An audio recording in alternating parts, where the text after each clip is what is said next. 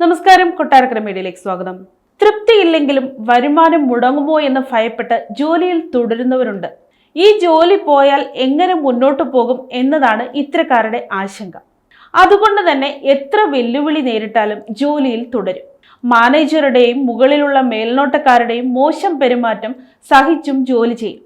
എന്നാൽ അതിന്റെ ആവശ്യമില്ല എന്ന് തെളിയിക്കുന്ന കഥ ഇപ്പോൾ സോഷ്യൽ മീഡിയയിൽ വൈറലാണ്. ബംഗളൂരുവിൽ കോർപ്പറേറ്റ് കമ്പനിയിൽ ജോലി ചെയ്തിരുന്ന ദീപേഷിന്റെ കഥയാണ് ചർച്ചയാകുന്നത്. ബംഗളൂരുവിലെ സംരംഭകനായ വരുൺ അഗർവാളാണ് ദീപേഷിന്റെ കഥ എക്സിൽ കുറിച്ചത്. കഥ വായിച്ച് കൈയടിക്കുകയാണ് മിക്കവരും. റിലയൻസ് റീറ്റെയിലിൽ ജോലി ചെയ്യുകയായിരുന്നു ദീപേഷ്. മാസത്തിൽ 40,000 രൂപയായിരുന്നു ശമ്പളം. 8 വർഷത്തോളം ജോലി ചെയ്തു. ജോലി സുരക്ഷിതമാണ്. അത്യാവശ്യത്തിന് ശമ്പളമുണ്ടെങ്കിലും കുടുംബജീവിതം താളം തെറ്റാൻ തുടങ്ങി. ഭാര്യയ്ക്കും മക്കൾക്കുമൊപ്പം ചെലവിടാൻ സമയം കിട്ടുന്നില്ല. എങ്ങനെ പരിഹാരം കാണുമെന്ന് ആലോചിച്ചപ്പോഴാണ് ദീപേഷ് കടുത്ത തീരുമാനമെടുത്തത്.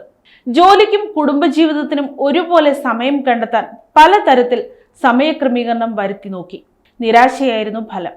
തുടർന്നാണ് കോർപ്പറേറ്റ് ജോലി ഉപേക്ഷിക്കാൻ ദീപേഷ് തീരുമാനിച്ചത്. ഡ്രൈവർ ജോലി ചെയ്യാമെന്നും ഉറപ്പിച്ചു. പിന്നീട് ദീപേഷിന്റെ ജീവിതം മാറിമറിഞ്ഞു. അവിടെയാണ് കഥയിലെ ട്വിസ്റ്റ്. ദീപേഷ് എന്ന യൂബർ ഡ്രൈവറാണ്. പ്രതിമാസം കുറഞ്ഞത് 56,000 രൂപ സമ്പാദിക്കുന്നു. മാസത്തിൽ 21 ദിവസം മാത്രമാണ് ജോലി ചെയ്യുന്നത്. കുടുംബത്തോടൊപ്പം ചെലവഴിക്കാൻ ഇഷ്ടം പോലെ സമയമുണ്ട്. അതുതന്നെയാണ് ദീപേഷ് കൊതിച്ചതും. കോർപ്പറേറ്റ് ജോലി ഉപേക്ഷിച്ചതുകൊണ്ട് ദീപേഷ് പ്രയാസപ്പെട്ടില്ലെന്ന് മാത്രമല്ല, ജീവിതം കൂടുതൽ സുന്ദരവും ആനന്ദകരവുമായി. കിട്ടുന്ന വരുമാനത്തിൽ നിന്ന് അല്പം എടുത്തുവെച്ച് ദീപേഷ് മറ്റൊരു കാർ വാങ്ങി. ഒരു ഡ്രൈവറെ വെക്കുകയും ചെയ്തു. ദീപേഷിന്റെ ജീവിതം പൂർണ്ണമായും മാറിയിരിക്കുന്നു. ഡ്രൈവർ സീറ്റിൽ ഇരിക്കുന്നതാണ് ജീവിതം മുന്നോട്ട് നയിക്കാനുള്ള നല്ല മാർഗമെന്ന് ദീപേഷിന്റെ കഥ വിവരിച്ച് അഗർവാൾ കുറിക്കുന്നു. ദീപേഷിന്റെ ചിത്രവും അഗർവാൾ പങ്കുവച്ചിട്ടുണ്ട്. ചുരുങ്ങിയ സമയം കൊണ്ട് 1 ലക്ഷത്തിലധികം പേരാണ് ഈ പോസ്റ്റ് കണ്ടത്. മിക്കവരും ദീപേഷിനെ അഭിനന്ദിച്ചാണ് പ്രതികരിക്കുന്നത്. ജീവിതത്തിൽ മുൻഗണന നിശ്ചയിച്ച് ക്രമീകരണം വരുത്തുകയാണ് വേണ്ടതെന്ന് എല്ലാവരും അഭിപ്രായപ്പെടുന്നു.